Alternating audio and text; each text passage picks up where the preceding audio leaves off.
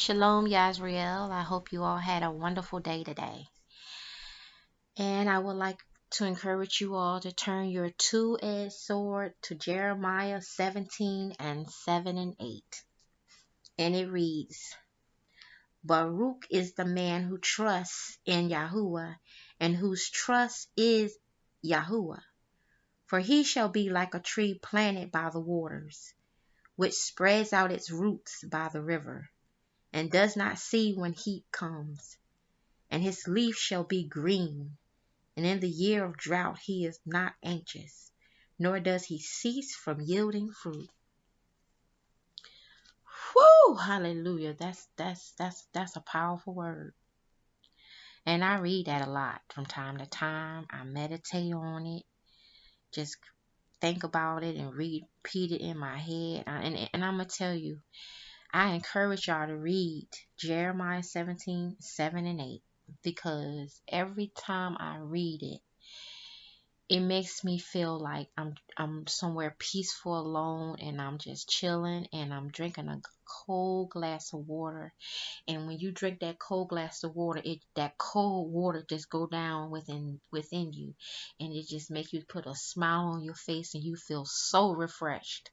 That's how it makes me feel when I read that. So I encourage y'all to read it. Now let's turn our two-edged sword to Psalm 62, 7 and 8. And Elohim is my deliverance and my esteem, the rock of my strength. The refuge is in Elohim. Trust in him at all times, you people. Pour out your heart before him. Elohim is a refuge for us. Selah. And it didn't say some of the times. It says trust in him at all times. Hallelujah. Okay, and now let's turn our two-edged sword to Proverbs 3 and 5. Trust in Yahuwah with all your heart and lean not on your own understanding. Trust him with all your heart, not a little of your heart, not a mustard seed side of your heart, not some of your heart, all your heart. And it takes surrendering to do that. You just have to surrender and give up and just be like, I trust you, Elohim. You just got to surrender. That's the only way you're going to trust him with all your heart. You're going to just surrender to him. You ain't going to worry about that situation no more. Every time the devil come to your mind with that same situation trying to make you worried about again, you're going to talk to that devil and you're going to tell him he is a liar and he already done lost the game. That's what I tell him. I said, you a liar. You already lost the game. Now you trying to be on no loser side. So bye. That's how I talk to him. And let's turn to Mark 9, 23 and 24. And Yahushua said to him, if you are able to believe, all is possible to him who believes. And immediately the father of the child cried out and said with tears, I believe, Adonai. Help my unbelief. I'm just going to share something with you, brothers and sisters, because I don't have no shame in my game. 12 years ago, 13 years ago, I was in a relationship with this man. I was living with him. We wasn't married.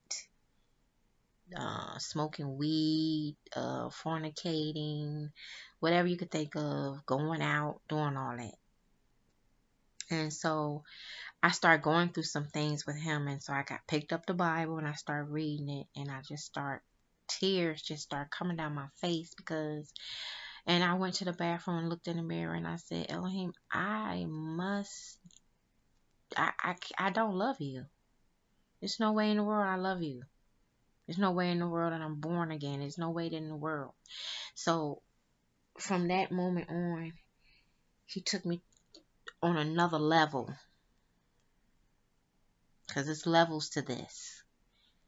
You start off on one level, then you go to another level, then another level, then another level. You just keep going to certain levels spiritually. So he took me to another level. He told me to leave this man and move to Philadelphia. And that's what I did. Because if I wouldn't have left and went to Philadelphia, this man would have found me, sweet talked me, and I would have went back to him. So Elohim know everything. So I moved to Philadelphia, and I left him. And I said, I need to believe. Help me with where I don't how to love you. Show me how to love you. Put love in my heart for you. Like I was praying for all kind of situations. Help my unbelief. Help my trust. Help my wherever I need help at spiritually. Because we always praying for material stuff and money. No, spiritually. When you see yourself starts praying for spiritual things more than you have ever did before, you are on another level. You're going to another level. It's him that put this on your heart to pray for these things. And some people obey their heart and some people disobey. He put on their heart. They just keep hardening their heart. And that's a dangerous thing to do, because I don't care how much people tell you about grace and how he loves you and how he's so merciful and good. Yeah, he is all those things. But if you keep hardening your heart, that's an assignment for y'all to learn. That's an assignment I'm about to give y'all. I'm going to give y'all an assignment to read all the scriptures about how he feels about when you harden your heart and what he does. And he is not one to lie. So I want to encourage you, brothers and sisters, to read in the morning, read at night. If you can't read, Google it and let it read it to you. Find an app to read this word for you. But make it happen, because you got to read and get that word in you. Feed your Ruach HaKodesh. I love you, Yisrael. Stay encouraged. Fast and pray. Watch and pray. Pray without ceasing. Shalom.